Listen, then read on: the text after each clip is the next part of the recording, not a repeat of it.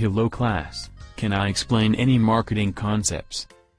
Professor Siegfried, what does the term problem recognition mean? Well Sandy, problem recognition is the start of the buying process, and it is when the buyer recognizes a problem or need. A buyer senses a difference between their actual state and some desired state. The need can be triggered by internal stimuli when one of the person's lower order needs such as hunger, thirst, sex rises to a level high enough to become a drive. A need can also be triggered by external stimuli.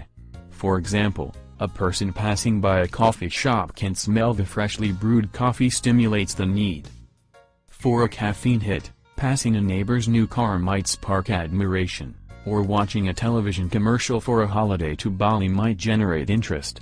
Overall, it's important for marketers to understand what consumer problem exists, in order to work out how the consumer can be convinced that the marketer's product is a solution to the consumer's problem.